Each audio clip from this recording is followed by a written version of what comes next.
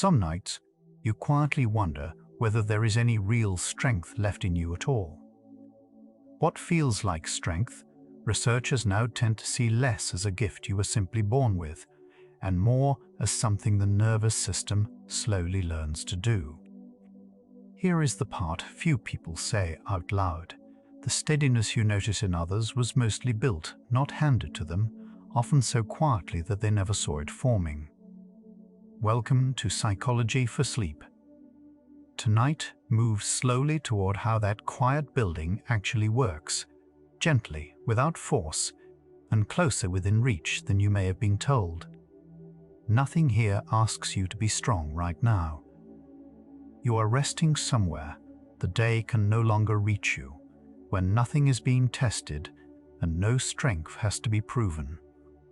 Let your shoulders set down the weight they have been carrying all day. Let's begin where that steadier strength quietly starts, not with effort, but with the first small thing the mind does the moment it is finally allowed to rest. The week that nearly undid you ended, somehow, with you still standing. You may not have felt strong while it happened, only tired, only moving from one hour to the next. Researchers who study resilience describe it not as a heroic quality, but as the ordinary capacity to adapt when life turns hard.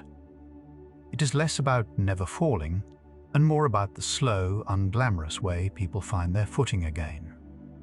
And underneath everything we follow tonight sits one quiet question. The steadiness that carried you through, was it something you were simply born with? Or was it something you have been building all along, without ever giving it a name? Strength is often mistaken for the absence of feeling, the clenched jaw, the swallowed tears, the insistence that nothing touched you. But science draws a careful line here. Suppressing an emotion, researchers find, tends to cost more than it saves. The feeling does not vanish, it simply goes underground and keeps working. Resilience is not a wall built against experience. It looks more like staying in contact with what hurts, while still being able to move, to choose, and to rest. The people who bend without breaking are rarely the ones who feel the least. They are the ones who let the feeling move through without letting it decide everything. Most people, after even the hardest losses, slowly find their footing again, and that ordinariness is easy to miss. The psychologist George Bonanno spent years tracking how people respond to grief and trauma. What he found ran against the common story. Resilience, in his research, is not the rare achievement of the exceptional few. It tends to be the most common path of all, the quiet majority who suffer, wobble, and gradually steady. This does not make the pain any smaller. It means the capacity to recover is far more widespread than we tend to tell each other. What can feel like a private, unlikely survival is closer to something deeply, commonly human. Some part of you may have quietly decided you are simply not a strong person, as if strength were a fixed amount handed out at birth. The research complicates that verdict gently. Resilience does not behave like a single trait you either possess or lack. It rises and falls with circumstance, with sleep, with support, with the particular shape of what you are facing. A person can be steady in one storm and shaken by another, and neither reading is the whole truth of them. What looks like a permanent weakness is often a moment, a context, a season. You were never assigned a fixed quantity of strength to live inside for the rest of your life. A skill can be learned. That single idea quietly changes the ground beneath the question. For a long time, resilience was imagined as character. Either you had grit or you did not. But when researchers began testing whether resilience could actually be trained, the terrain shifted under them. Programs that teach reappraisal, connection, and self-regulation do tend to help. The honest headline, though, is that the gains are usually modest rather than miraculous, and the evidence is still held with real caution. And so the question we started with begins to turn. Perhaps inner strength is less a temperament you were issued and more a practice you can slowly grow into. That turning is where the rest of the night walks. Somewhere in the middle of a spiraling thought, a quieter option exists. The chance to meet the same event through a slightly different frame. Psychologists call this cognitive reappraisal, changing not the situation, but the meaning you assign to it. A missed chance can be read as proof you are failing, or as one outcome among many still open. Reappraisal does not pretend the hard thing away. It loosens the grip of the first, harshest interpretation long enough for a truer one to arrive. Studies find that people who reappraise more tend to recover from stress a little more smoothly. It is not magic, only the slow art of not believing your first thought completely. When you talk yourself down from panic, something physical is quietly unfolding inside the skull. Researchers describe a kind of conversation between the prefrontal cortex, behind the forehead, and the amygdala, deeper in, which sounds the alarm. As you reframe a fear, brain imaging tends to show the thinking regions growing more active while the alarm grows a little quieter. The picture is more of a dimmer than a switch, and scientists are careful not to overstate how cleanly it works. Still, the shape of it is gentle news. The part of you that reasons is not powerless against the part of you that panics. They are wired from the start to speak to each other. Being stuck on one meaning of a bad moment can feel like the only honest reading available. Yet researchers who study resilience keep returning to a quality they call cognitive flexibility, the capacity to hold more than one interpretation at once and to move between them. Rigidity says, "This always happens to me, and it always will." Flexibility says, "This happened, and it is one chapter, not the whole book." The flexible mind is not naive. It simply refuses to let a single frame harden into fate. This bending is quiet work, rarely visible from the outside. But it appears again and again in the people who weather hard things without being wholly defined by them. Your heart pounds, your thoughts sharpen, and then, if the moment allows, everything begins to settle. That whole arc is the stress response, doing exactly what it evolved to do. The spike itself is not the problem. It is an old, fast system, readying the body to meet a challenge.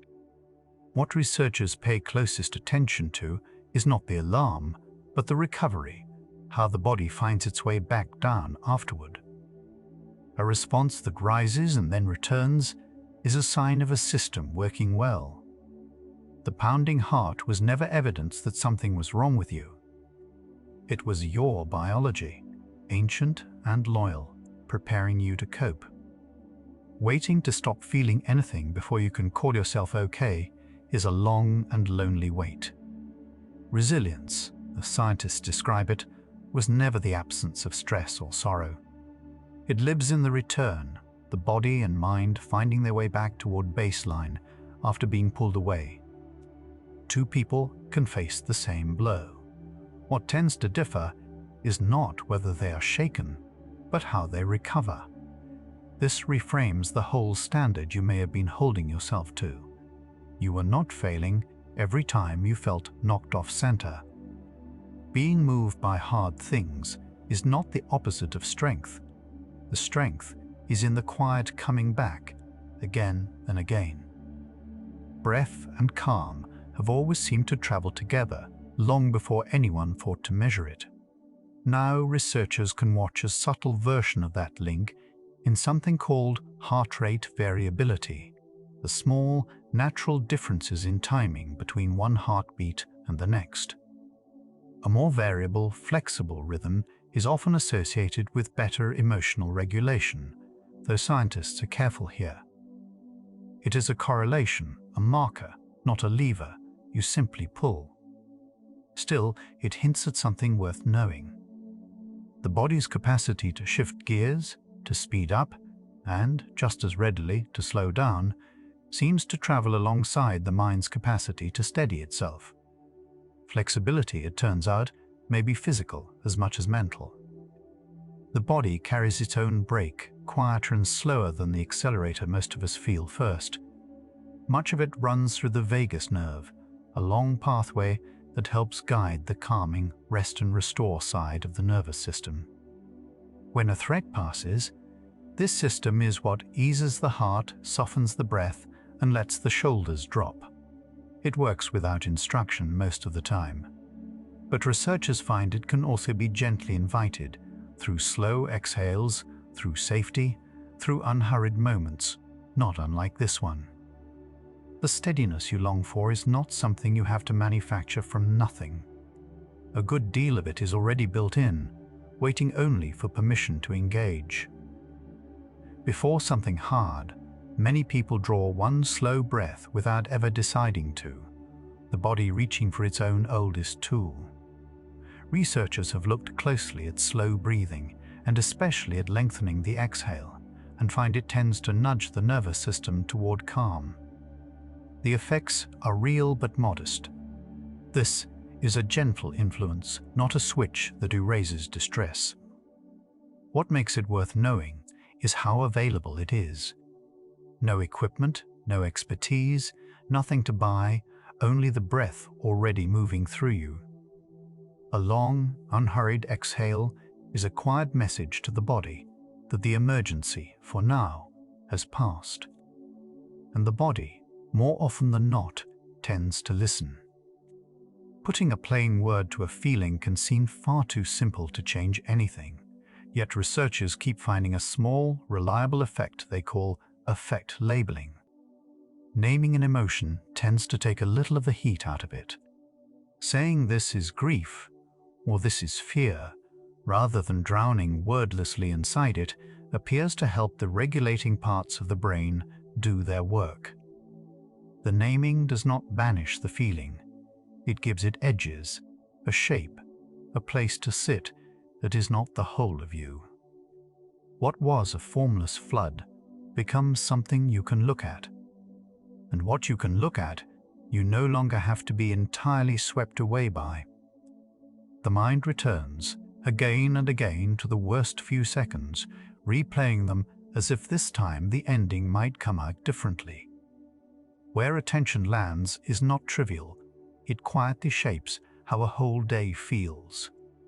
Researchers who study resilience notice that steadier people are not free of dark thoughts. They tend, instead, to be a little more able to catch attention drifting toward the wound and to gently guide it elsewhere. This is a skill practiced, not a gift bestowed, and the evidence suggests it grows slowly with use. You cannot always choose the first thought that arrives, but you can, over time, influence how long you stand inside it and where you turn next.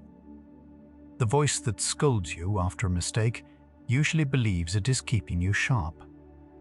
But when researchers compare harsh self-criticism with something they call self-compassion, the gentler stance tends to hold up better under pressure.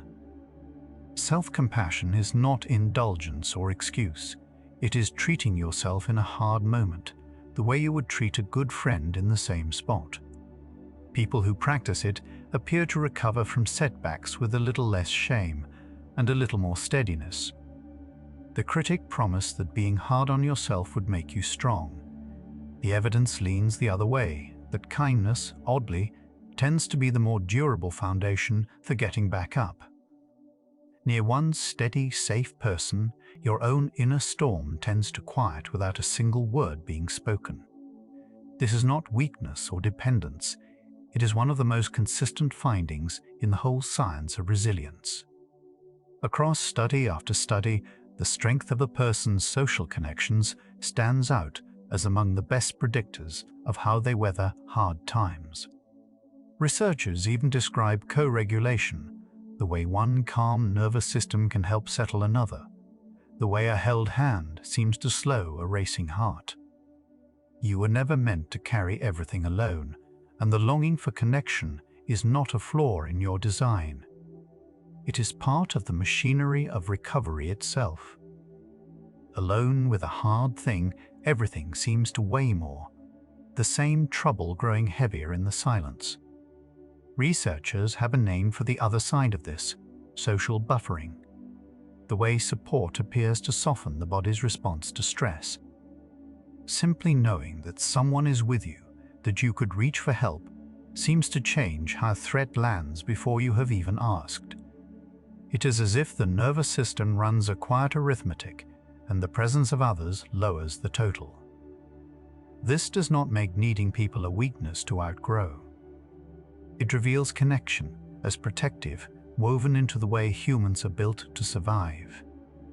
The weight was never yours alone to hold. After something painful, the mind reaches almost on its own for a reason, a shape, the story that might hold it. Researchers call this meaning, making, and they find it plays a quiet role in how people move through adversity. It is not about pretending the hardship was good or forcing a tidy lesson onto loss. It is the slower work of weaving what happened into the larger story of a life, so that it belongs somewhere rather than floating loose. People who find some thread of meaning tend, over time, to carry their difficult chapters with a little more peace. The search itself, messy, unfinished, appears to be part of how the mind mends. No single heroic act builds what small, repeated ones quietly do. We tend to imagine resilience arriving as a breakthrough, one brave decision, one moment of transformation. But the science points somewhere far less cinematic.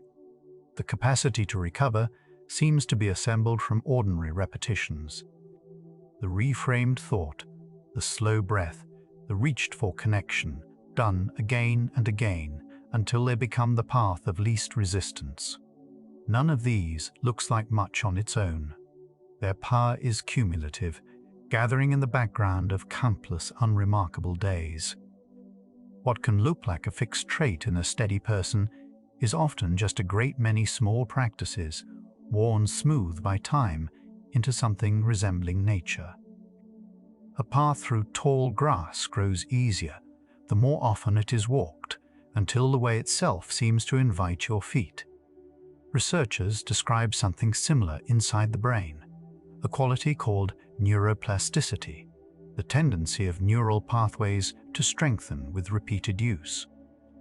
Each time you practice steadying yourself, the reframe, the exhale, the turn towards support, you are, in a small way, wearing that path a little deeper.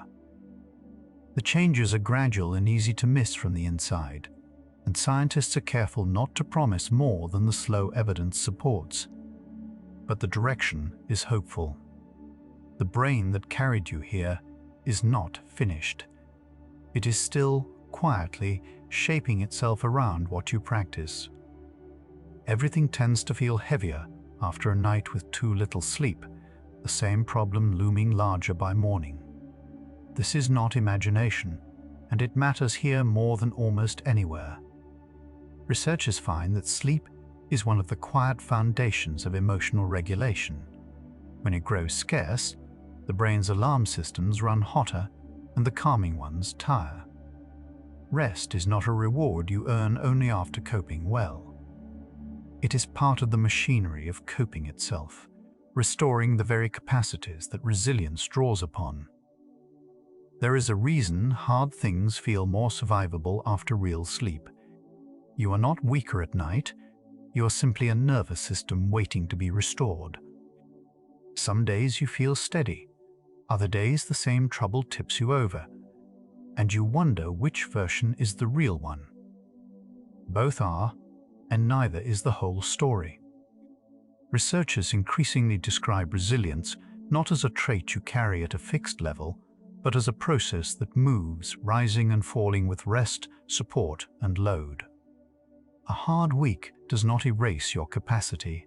It may simply be a low point in a longer, wavering line.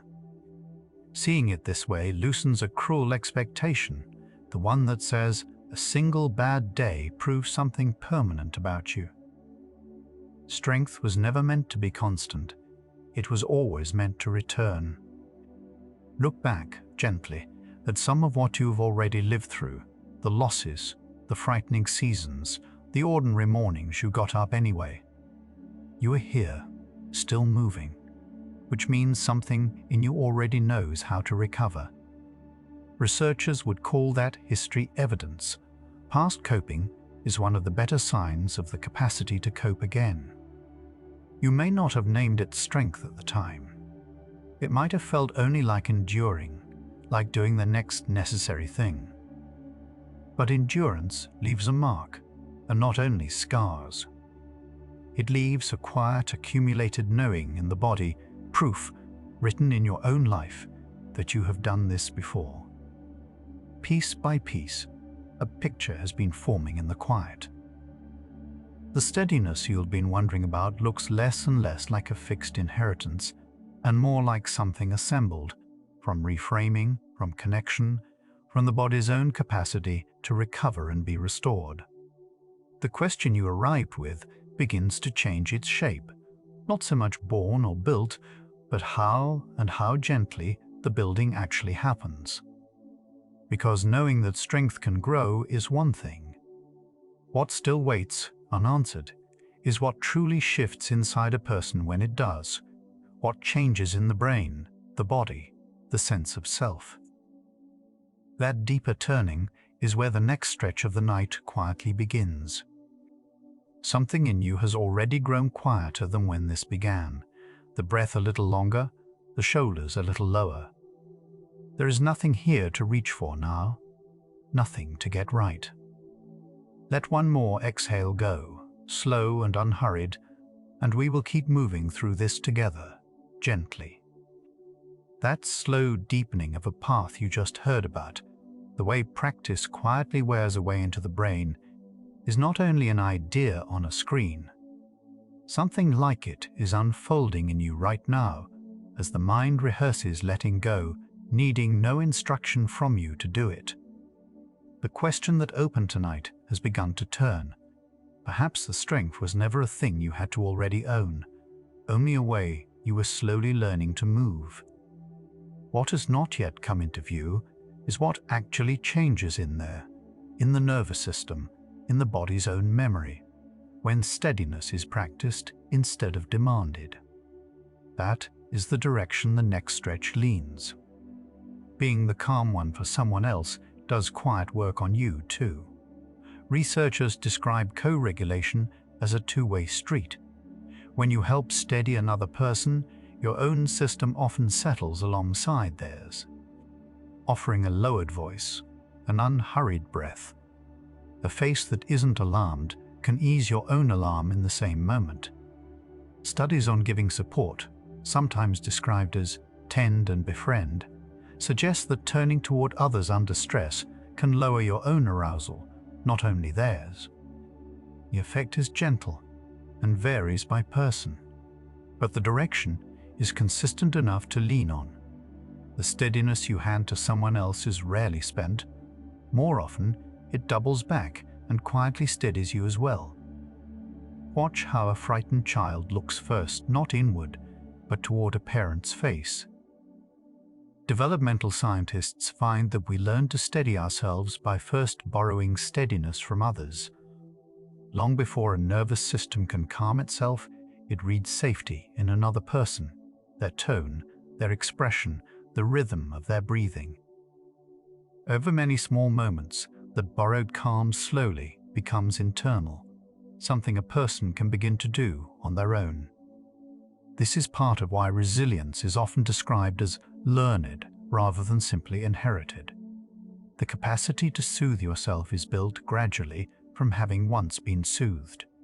If steadiness was ever given to you, it means steadiness is something that can still be grown. An empty room can feel heavier when you are struggling, and that heaviness is not only in the mind. Researchers who study loneliness find that a prolonged sense of isolation acts on the body like a low, steady stressor, keeping the system a little more braced and inflamed over time. This is not about how many people you know. Someone can be surrounded and still feel unseen. It is the felt absence of connection that seems to wear on the body. The finding is sobering but also useful. If loneliness can weigh on the system this way, then reaching for even one real connection is not a small gesture. It is tending to your health.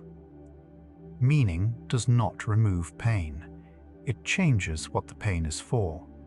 Psychologists studying adversity find that people who can locate some meaning in hardship often endure it differently.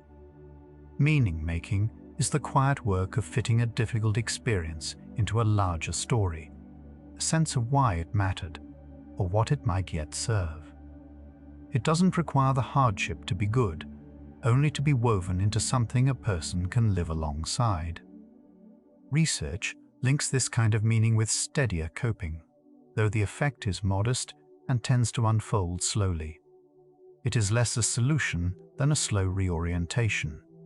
You don't have to be grateful for what hurt you to still make something of it. A particular kind of tiredness lifts the moment you remember why you started. Researchers call this sense of direction purpose, and they find it quietly steadies people under strain. Purpose isn't a grand mission for most of us. It's a reason to keep going that feels larger than the current difficulty. Studies associate a sense of purpose with better stress recovery and even some markers of physical health, though the links are correlational and the effects gentle rather than dramatic. What seems to matter is having something to move toward, so that hardship becomes an obstacle on a path rather than the whole landscape. When you know what you're for, the hard days stop feeling like the entire story. Some people come through the worst seasons of their lives and find, later, that something in them has shifted, not despite the hardship, but somehow through it. Psychologists have a careful name for this possibility: post-traumatic growth. It describes reports of positive change after adversity, deeper relationships, reordered priorities, a new tenderness toward being alive. It is worth holding gently. Growth is not guaranteed. It never erases the suffering, and no one is obligated to feel it. Researchers still debate how much reflects real change and how much is the mind making sense of survival. But for some, the account is genuine. Hardship promises nothing, yet sometimes, quietly, people are surprised by what grew in its wake. No one owes their pain a silver lining. This is one of the most important cautions researchers place around the idea of growth after adversity. Post-traumatic growth, where it happens, tends to arrive on its own timeline, and it often comes alongside lingering pain rather than in place of it. The evidence is mixed, and much of it rests on people's own recollections, which can be shaped by the very wish to have found meaning. So it is held here as a possibility, never a prescription. Healing does not require transformation. Sometimes it simply means the weight slowly becomes carryable. You are allowed to have suffered something that made you no wiser and still be whole. Notice how you speak to yourself on the days you fall short, and whether you would ever say it to someone you loved. Researchers studying self-compassion find that how we treat ourselves in failure shapes how well we recover from it. Self-compassion means meeting your own struggle with the warmth you would offer a friend, acknowledging the difficulty without harsh judgment, and remembering that failing is part of being human. Studies link it with lower anxiety, steadier mood, and more willingness to try again after setbacks. It is not self-indulgence or lowered standards. If anything, it tends to make people more honest about mistakes.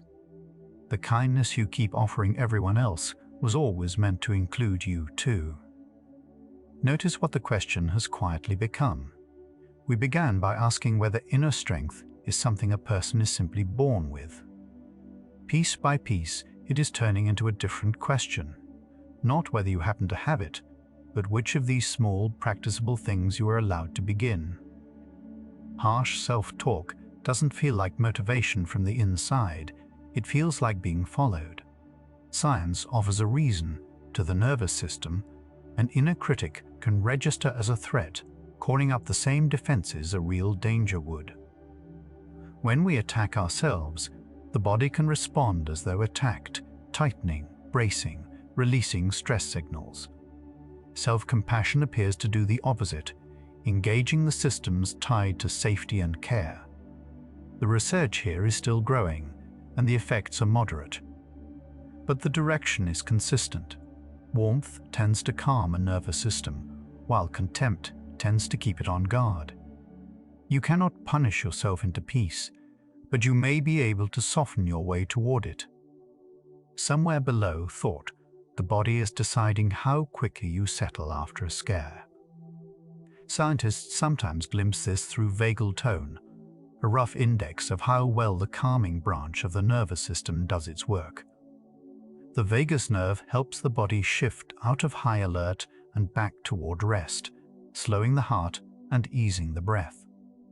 Higher vagal tone has been associated with steadier emotion and quicker recovery from stress. The researchers stay cautious. It is a correlation, imperfectly measured, and not a single dial for resilience.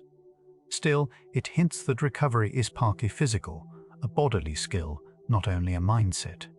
Some of your steadiness was never a matter of trying harder. A slow exhale can reach places a pep talk never will. Researchers find that lengthening the out-breath is one of the few voluntary ways to nudge the body toward calm. When the exhale stretches longer than the inhale, it tends to engage that same calming branch of the nervous system, gently easing the heart's pace. Studies on slow breathing report reductions in stress and steadier attention, with modest individual effects rather than guarantees. It isn't a treatment for anything serious, and it doesn't erase what is hard. It is simply one small lever the body hands you, available in almost any moment. Even when little else is within reach, the next breath usually is. A rigid branch snaps in the storm. The supple one bends and stays. Psychologists studying resilience increasingly point to flexibility, not toughness, as the deeper trait. What they call psychological flexibility is the capacity to adjust, to feel difficult emotions without being ruled by them, and to change approach when one isn't working. People often picture resilience as being unbreakable, but the evidence leans the other way. Those who recover well tend to bend, adapt, and try differently rather than brace and hold. Rigidity, by contrast, often increases the strain. Strength here looks less like stone and more like a reed. You were never meant to be unbreakable, only willing to bend without losing yourself. The same strategy that saves you one day can sink you the next. Researchers call the skill of switching approaches coping flexibility, and it may matter more than any single technique. Sometimes the resilient move is to push through. Sometimes it is to step back, grieve, or ask for help. Studies suggest that people who can read a situation and shift their response tend to fare better than those locked into one method, however good it is. There is no universal right way to cope, only the ongoing, forgivable practice of adjusting. Flexibility, in this sense, is itself something learnable. Changing your approach was never giving up. It was the quiet intelligence of someone learning to last. No single thing makes a person resilient, and that turns out to be the reassuring part. Reviewers who gather the research describe resilience less as one trait than as many small supports working together. Connection, meaning, self-compassion, bodily recovery, flexibility, each contributes a little, and none carries the whole weight alone. It is worth being honest here. When these are taught directly, the gains tend to be modest, and scientists still hold the evidence with caution. But modest and real is still real. A dozen small supports, layered over time, can hold what no single act of willpower could. You don't need one great strength. You need several gentle ones, and permission to build them slowly. The steadiest people are rarely the ones who felt the least. They are the ones who weren't carrying it alone. Across the research, the thread that keeps returning is relationship, to other people, to meaning, to one's own kinder self. However it is studied, social support, purpose, self-compassion, a body that learns to recover, resilience keeps pointing outward and inward at once, toward connection in every form. It is not a fortress built in isolation. It is more like a net woven from many strands, most of them shared. And nets, unlike walls, are meant to give a little. Whatever you have been holding tonight, you were never truly meant to hold it by yourself. Something in you has slowed since we began, the breath a little deeper, the shoulders a little lower than before. Nothing here is asking you to become stronger tonight. You can simply let the idea rest that steadiness is something you are allowed to build a little at a time. Take one slow breath and let it leave you longer than it arrived. We'll keep going from here, gently, together. When you fail, the mind tells a lonely story that everyone else has it handled, and only you keep falling short. Researchers who study self-compassion point to a quiet correction they call common humanity, the recognition that stumbling is not a private defect, but part of being human. Remembering that others fail too does not excuse the mistake.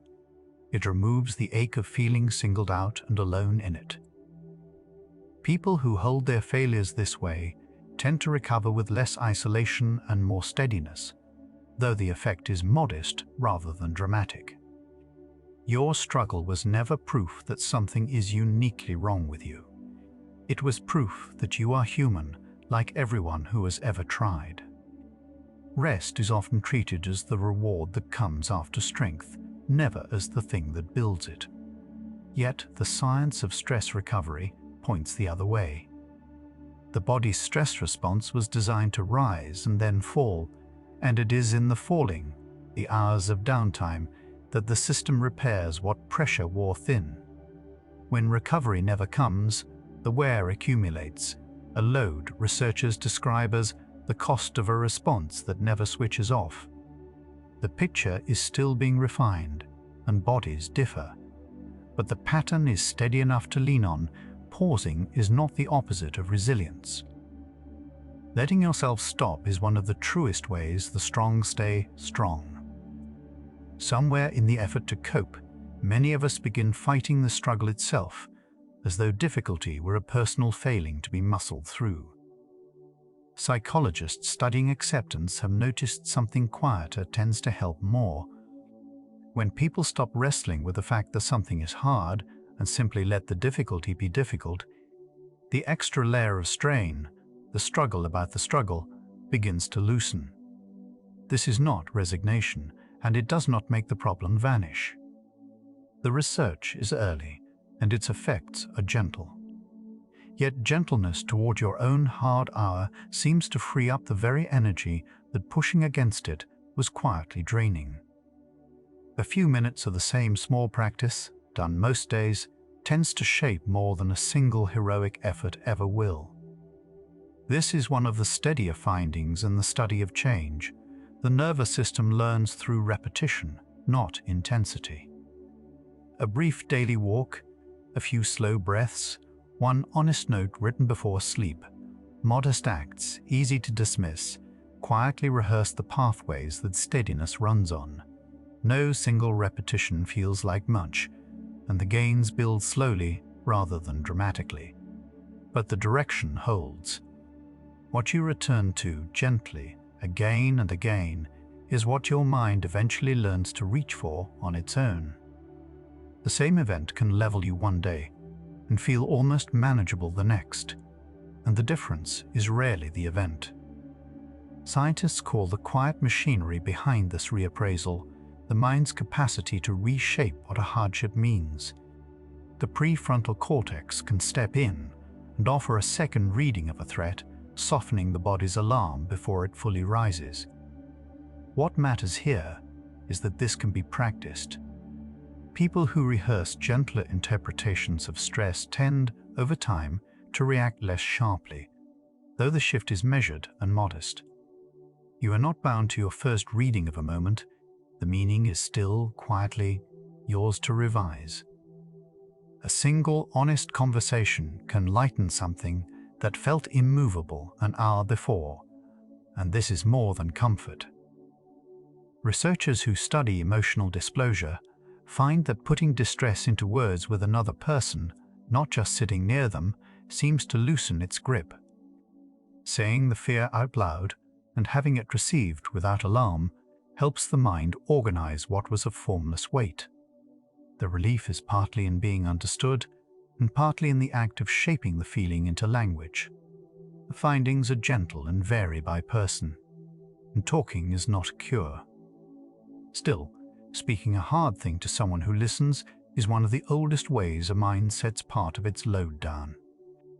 When the mind races, the breath is often the first thing to shorten, quick and shallow without your permission. Long before this was studied, people sensed the reverse could also be true, and it can. Slow, paced breathing gently engages the vagus nerve, the body's main channel for calm, nudging the whole system out of alarm. With practice, this becomes easier to reach, and measures of the body's flexibility under stress tend to improve. The gains are modest and take patience, not a single deep breath. But something quietly steadying lives here. Even when the day feels beyond your control, one dial remains within reach. At the end of a long day, the mind keeps holding what the hours handed it, replaying the unfinished and the unresolved. There is a slow relief in learning that you do not have to carry it all to stay strong. The question this whole hour has been circling, whether inner strength is something you are born with or something you make, has been quietly turning toward an answer. Reappraisal, connection, the steadying breath, none of these were given at birth. Each was learned. Setting the day's weight down, then, is not surrender. It may be the moment the built kind of strength does its most honest work. Sleep is easy to think of as simply the absence of the day, an off switch. The tired mind flips.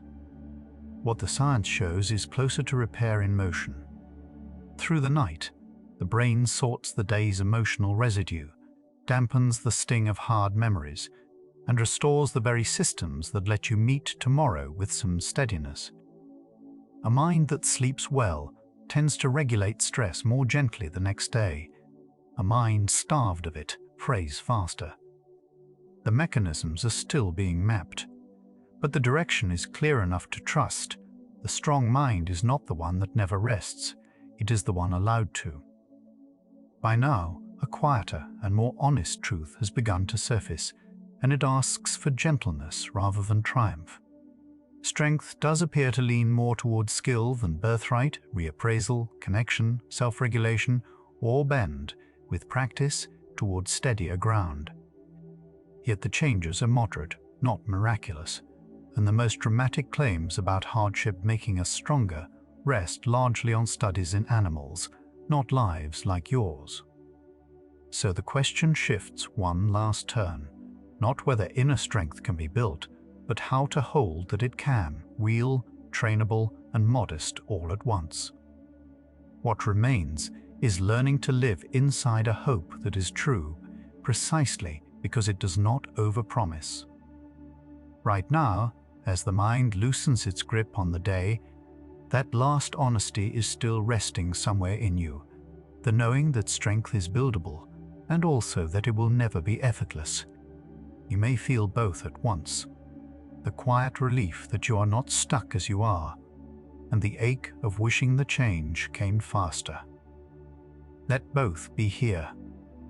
Feel where your body meets whatever holds it, and let that surface take a little more of your weight. The hours ahead follow this gentler hope deeper, past the wanting toward the resting. Let the wanting soften, and we drift on from here.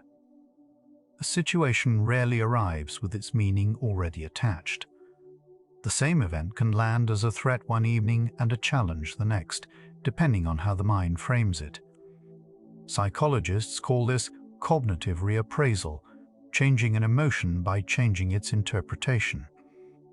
Studies show the prefrontal cortex gently dampening the amygdala's alarm, not by hiding the feeling, but by revising the story underneath it. The body's stress response follows the appraisal more than the raw event. The strength you were looking for may live less in what happened than in how you learn to read it. Reframing is not something you either have or lack. Research on emotion regulation finds that reappraisal behaves like a skill. Clumsy at first, smoother with rehearsal. In training studies, people who practiced naming a gentler, truer reading of a stressor gradually recruited their regulatory circuits more efficiently. The reframe that felt forced early on began arriving on its own weeks later. The effects here are modest, and steady practice matters more than any single insight. What feels like willpower tonight may simply be a skill you had not yet practiced enough. Pushing a feeling down and reframing it are not the same move. Emotion researchers separate suppression, hiding the outward signs, from reappraisal, changing the inner meaning. Suppression tends to leave the physiological arousal running underneath, sometimes even raising it, while the face stays composed. Reappraisal, by contrast, lowers the arousal itself. Over time, habitual suppressors report more strain and less closeness, while reappraisers tend to fare a little gentler. The difference is not the amount of effort, it is where the effort is aimed. You were never weak for holding it in, only aiming at the wrong part of the feeling. The mind can catch on a single interpretation the way a needle catches one groove. Cognitive flexibility, the capacity to shift between perspectives, is now studied as a trainable part of resilience. People higher in flexibility recover from setbacks more smoothly, partly because they can hold more than one meaning at once. Practices that widen the range of responses, noticing, questioning, considering an alternative reading, appear to strengthen this, though the gains come steadily rather than suddenly. Being stuck was never a verdict on your character. It was a groove, and grooves can be widened. Ask what you would still move toward, even if the fear never fully lifted. Acceptance and commitment research calls this psychological flexibility, acting from your values while making room for discomfort rather than waiting for it to leave. Instead of pausing life until anxiety disappears, this approach treats values as a compass that keeps working in rough weather. Trials across anxiety, chronic pain, and everyday stress show modest, real improvements when people practice committed action alongside acceptance. The aim is not to feel nothing. It is to keep walking in a direction that matters while the feeling rides along. Values reveal themselves less in what we say than in what we keep quietly doing. In this framework, a value is not a mood, but a chosen direction, expressed through small, repeatable actions.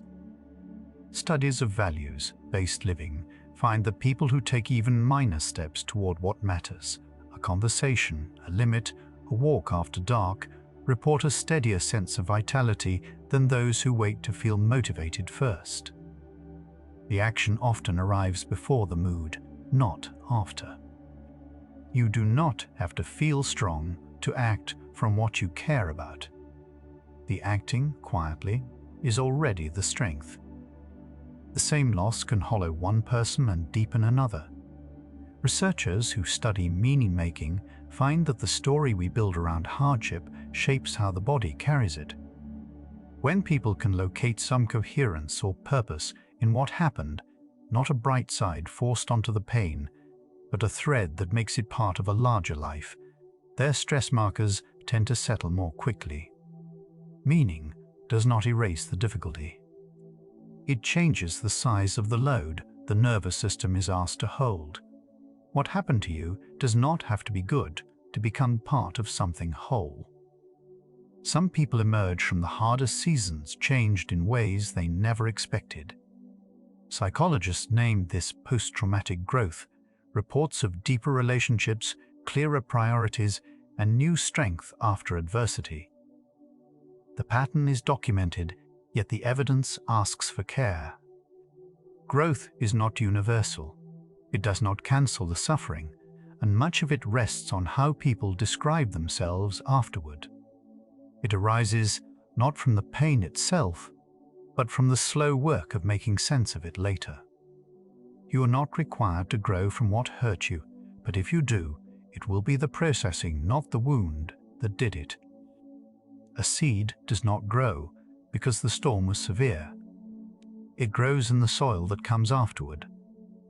Growth research consistently finds that adversity turns toward growth only under specific conditions: safety, support, and time. When people feel held enough to revisit what happened without being overwhelmed, the mind can slowly reorganize its sense of self around the event rather than only bracing against it. Without that holding environment, the same adversity more often depletes than transforms. If growth has not come yet, it may not be missing. It may only be waiting for softer ground. Not all hardship shapes us the same way, and the difference often lies in the dose. Studies of adversity point to something like a curve. Moderate difficulty tends to build capacity, while extreme or relentless difficulty tends to wear it down. People who have met some adversity often show steadier stress responses later than those who faced either none or an overwhelming amount. The strengthening seems to live in the middle, where a challenge stretches a person without breaking them. This is a tendency, not a law. The goal was never to suffer more, only to meet difficulty at a size you could grow through. One appealing idea holds that controlled, manageable stress can toughen the very system that meets it. Called stress inoculation, it has clear support in animal work. Young animals exposed to mild, predictable stress often become calmer adults. In humans, the picture is gentler and far less certain. The cleanest demonstrations come from rodents, and carrying them straight into human lives would overstate what we know. What does seem to translate is modest, manageable challenges, met with support and recovery, can build a quiet familiarity with stress.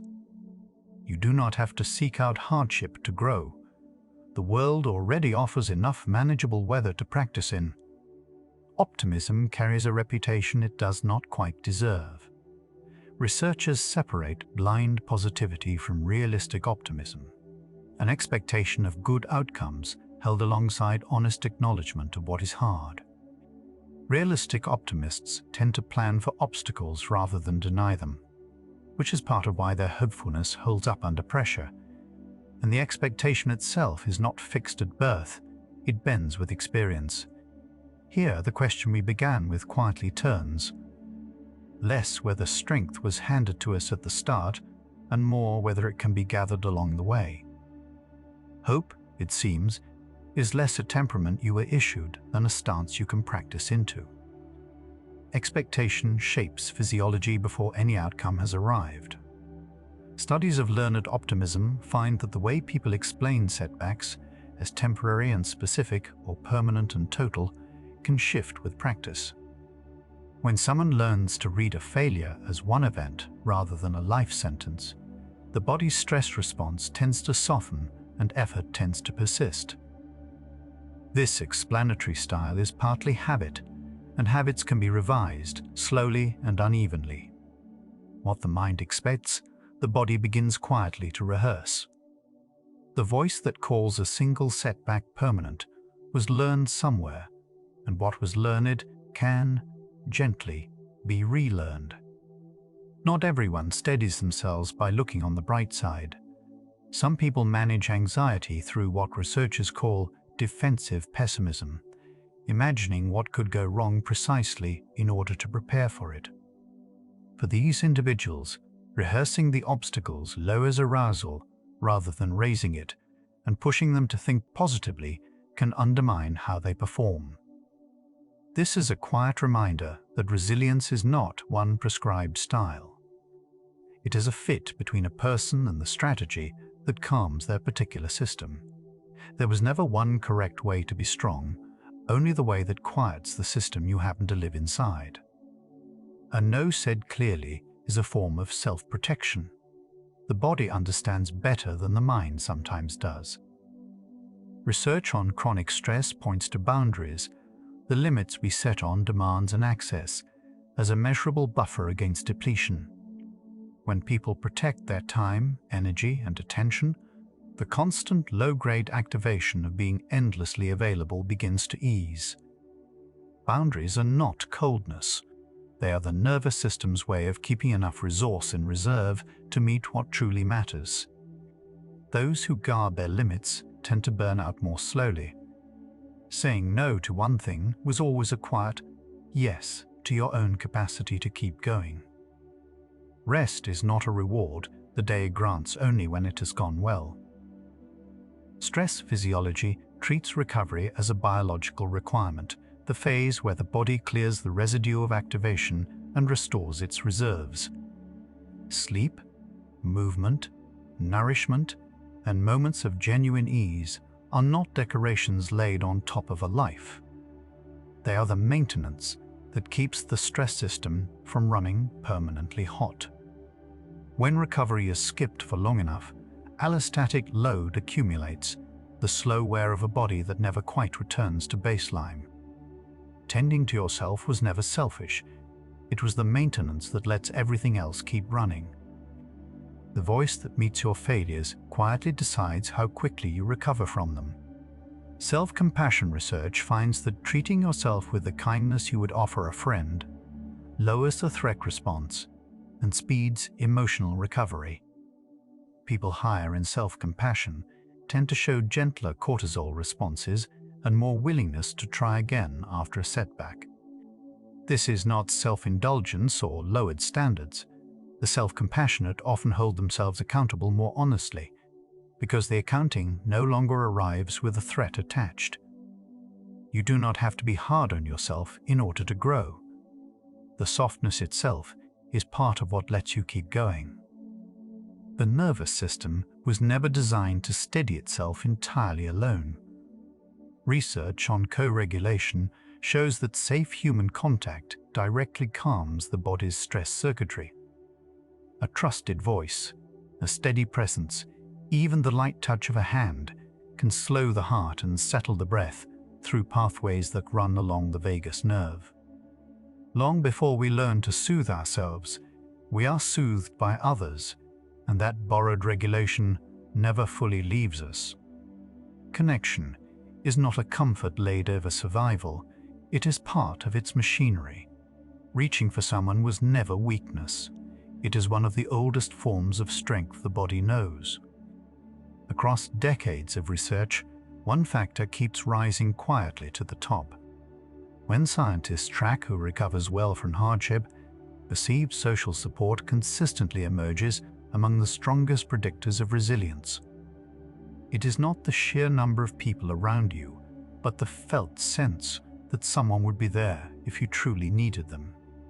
This perception buffers stress, supports sleep, and predicts recovery from illness and loss alike. The strength we imagine as private and internal turns out to be partly held in the relationships surrounding a life. The strength you thought you were lacking may only have been waiting to be shared. Something happens to the day's emotions once you stop attending to them. Sleep research from the Walker Lab finds that REM sleep helps strip the emotional charge from a memory while leaving the memory intact. During REM, the brain revisits the day in a state where stress chemistry runs unusually quiet, letting the sting of an event soften even as its lesson stays. A hard evening often feels more workable by morning. Emotional regulation is not only a daytime skill, much of it is done for you at night. Some of the strength you will have tomorrow is being built right now. Lose enough sleep, and the world begins to feel sharper edged than it truly is. Studies of sleep deprivation show the amygdala growing markedly more reactive while its steadying link to the prefrontal cortex weakens. A rested brain keeps a calm hand on its own alarm system. A sleep-deprived one lets that alarm run louder and longer than the moment calls for. This is why resilience and rest are so tightly bound. The same night that restores the body also restores the brakes on emotional reactivity. On the hard days, the trouble was rarely your strength. Sometimes it was only how little the night had given you. Every skill of resilience quietly rests on one foundation beneath it. Reappraisal, connection, self-regulation, each becomes measurably harder to reach on too little sleep. Longitudinal work finds sleep duration among the steadier predictors of who weathers stress well across years, sitting alongside social support. Sleep does not replace the other practices, but it makes them possible. A rested nervous system has more room to reframe, to reach out, to recover its footing. This is not one more thing to do. The most reliable thing you can offer your strength tomorrow is already unfolding, gently, as you lie here tonight. Notice what all of these quietly have in common. Reappraisal, values, connection, self-compassion, rest. Each is something a person does, far more than something a person simply is. The research keeps landing in the same place. The ingredients of resilience are behaviors and conditions much more than fixed traits. This is why two people with similar temperaments can meet the same hardship so differently, and why the same person can grow steadier over a life. Nothing here asks that you were born a particular way. Strength was never a gift some received and others missed. It was always closer to a set of quiet, repeatable acts. Honesty asks for one more note before the picture is complete. The training studies that support all of this tend to show effects that are small to moderate, and reviewers describe the overall confidence in the evidence as limited. Resilience can be built, but the building is gradual, uneven, and far from magical. Programs help some people more than others, gains can fade without ongoing practice, and no technique makes anyone truly invulnerable. This is not a reason for discouragement. It is a reason for gentleness. You were never going to become unbreakable, only a little more able to bend and return. By now, the night has gathered what it was building toward. For most of history, we treated inner strength as a trait you were born with or not. The evidence now points somewhere gentler. Resilience behaves far more like a skill of the nervous system than a fixed inheritance. Reappraisal, connection, self-regulation, rest. These are the elements that let a person bend without breaking. They can be practiced and strengthened, even if the gains stay modest, not miraculous, not willpower, not luck of temperament, a trainable capacity built over time. The question you arrive with is nearly answered, and the answer was never about how you were made. A muscle does not grow while it is being worked. It grows afterward in the quiet while you rest. Something close to that is happening in you right now. The nervous system you have been hearing about all night is doing its slow rebuilding without a single instruction from you. You don't have to earn it.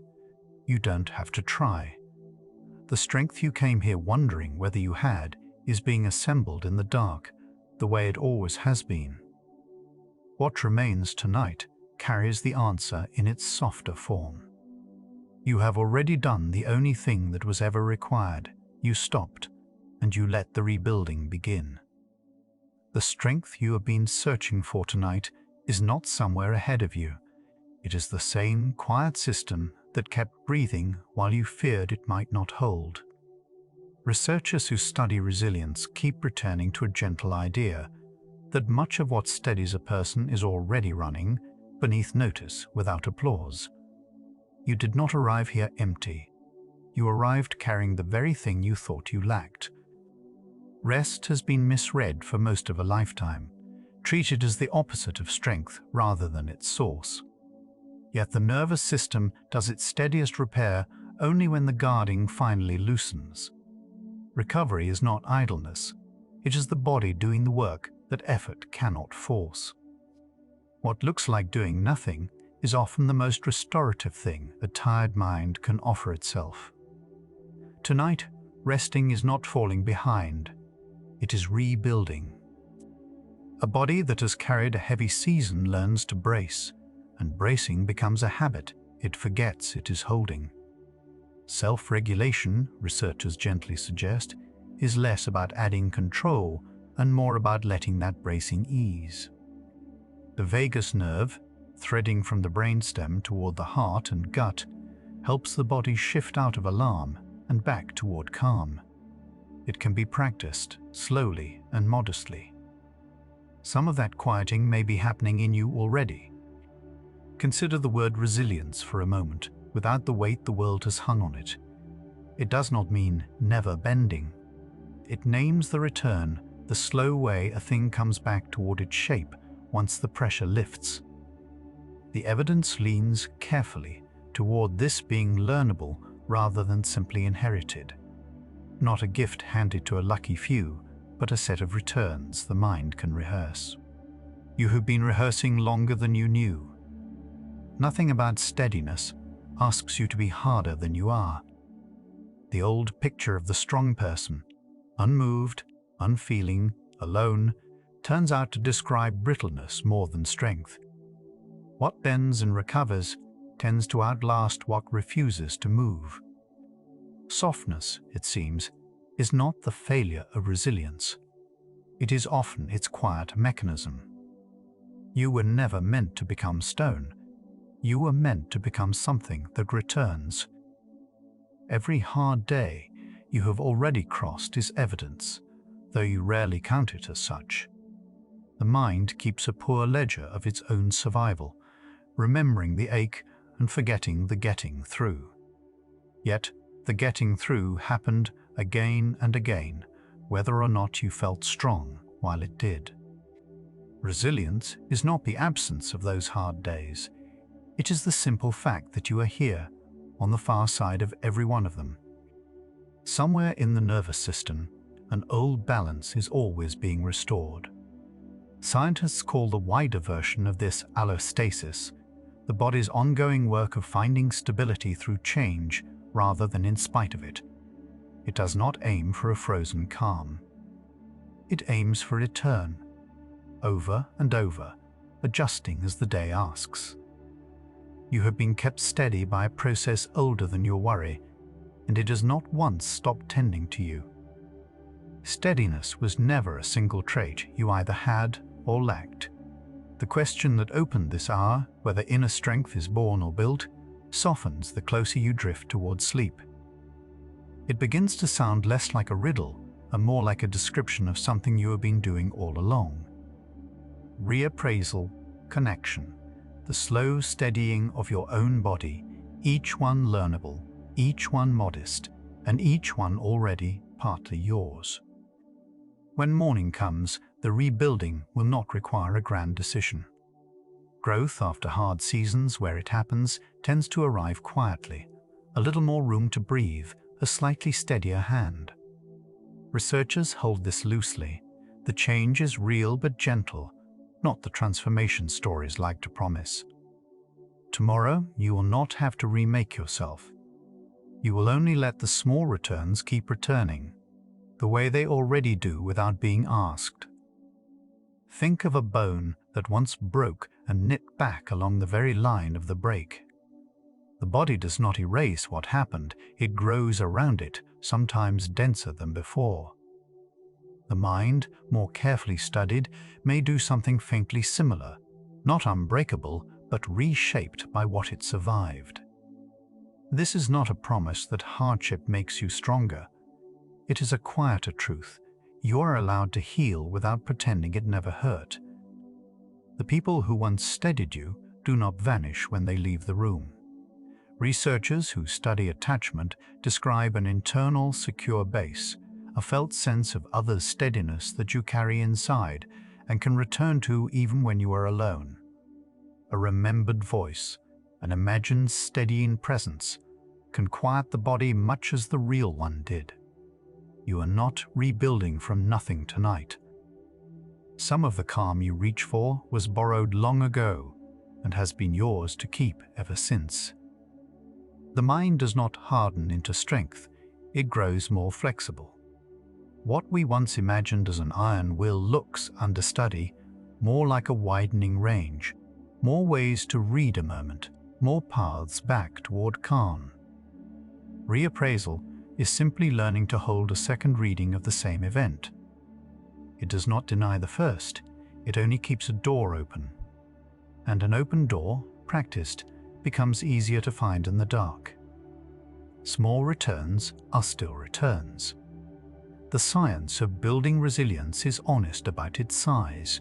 The gains tend to be gentle, measured in degrees rather than miracles.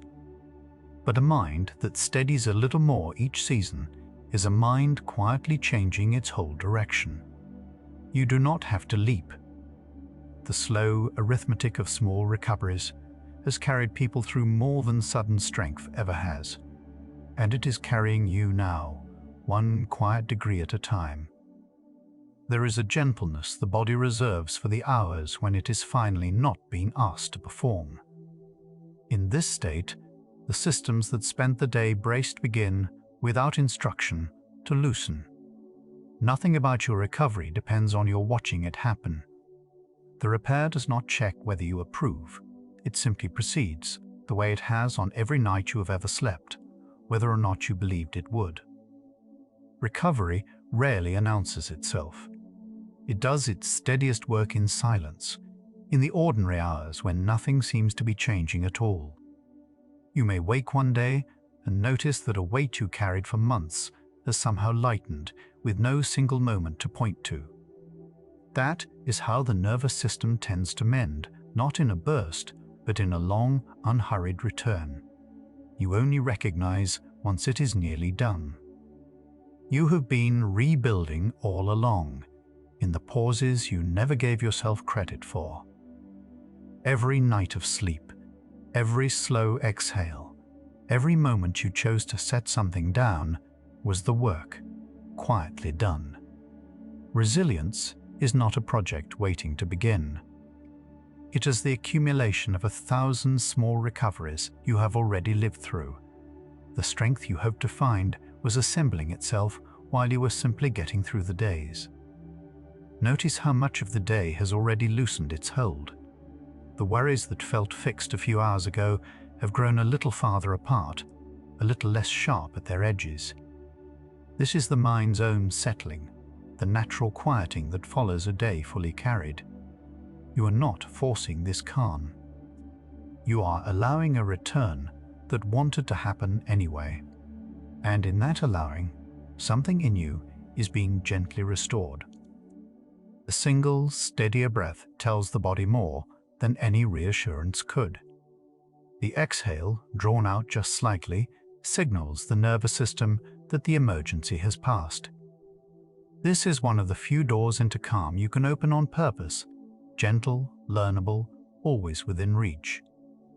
There is nothing to master here, only the long, slow letting out of air, and a body that has been waiting all day to believe it is safe.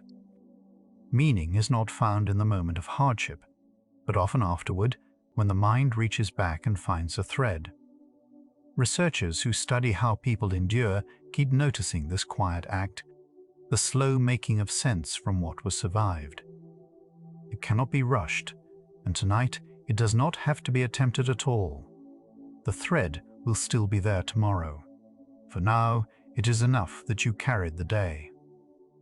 The self that wakes tomorrow will be a little different from the one lying here now. Overnight, The brain sorts and softens the day, filing what matters and loosening what does not. You do not direct this. You only permit it by letting sleep arrive. Whatever felt unbearable at its sharpest may meet a slightly steadier mind by morning. Rest is not an escape from the day. It is how the day is gently reworked. Letting go tonight is not surrender. It is trust, the same trust the body places in its own repair each time it closes its eyes. You have held so much, so carefully, for so long. For these few hours, you are allowed to set it down, knowing it will still be manageable in the light. Nothing worth keeping is lost by resting, and nothing about your strength asks you to keep holding on now. What feels like weakness at this hour is often just a body telling the truth about how much it has carried. Tiredness is not failure. It is the honest signal of a system that has been giving all day. Meeting it with rest, rather than resistance, is itself a kind of strength, the kind that knows when to stop. There is a quiet wisdom in the softening. Let it be enough that you are finally still. Slowly, the evidence gathers, and it points somewhere kind. The steadiness you doubted was buildable turns out to be, in modest and unhurried ways, exactly that. Not a fixed inheritance, not a verdict passed at birth. Only a slow, learnable returning, already underway in you, asking for nothing but time. You do not have to believe it tonight. You only have to rest and let the returning continue on as it always has. You do not have to become stronger to be worthy of this rest. The strength was never the price of peace. It asked nothing of you in return. It has been quietly building the whole time you feared it was absent, and it will keep building while you sleep. Nothing more is asked of you tonight. Let the last of the holding loosen. What you are right now is already enough to carry you into morning. So the answer settles, soft as a breath. You were never as fragile as the hard days made you feel. The strength was never something you had to earn or be born already holding. It was the quiet returning inside you, the part that came back after every fall, that is coming back even now, without a word. You do not have to build it tonight. You only have to rest and let it hold you the way it always has. Let the last of the day's holding go soft at the edges. The strength you spent the day reaching for was never a wall you had to build. It was the returning itself, the quiet way something in you comes back after every pressure without being told to. What bends is not what breaks. Let your entire being dissolve into that slow returning, the way a field of grass rises again long after the wind has passed. There is nothing left to hold steady. You are already being held by the very thing you thought you still had to become. The steadiness was there the whole time, wearing the face of survival. What you came here hoping to build, a stronger, steadier version of yourself, turns out to be less a thing to construct than a thing to notice. It has been returning after every hard season, quietly, whether or not you felt it working. Not a miracle. Not a fixed gift you were either handed or denied. Something smaller and more trustworthy. A slow, learnable coming back, already underway in you. Tonight you do not have to prove it. You only have to let it be true while you rest. The belief you carried in with you, that you could become steadier, was never wishful. It was simply early. The steadier self was always on its way, and part of it has already arrived. The Psychology for Sleep playlist has been sitting with this same quiet question from many sides: what the mind can slowly become when it stops being forced. The next hour follows it a little further, waiting whenever you are ready. You can let these thoughts settle now, like water finding its level again after a long day of being stirred. Let your body grow heavy. releasing the bracing it has held so faithfully for so long. Your sleep comes, let it carry you toward the quiet where the rebuilding happens on its own, asking nothing of you. If your eyes have already closed, there is nothing left to keep them open for. Rest well, weary one. You were never as fragile as the hard days made you feel. The strength was always a returning, and it is returning still. Where the mind mends in the quiet, one gentle night at a time. Good night.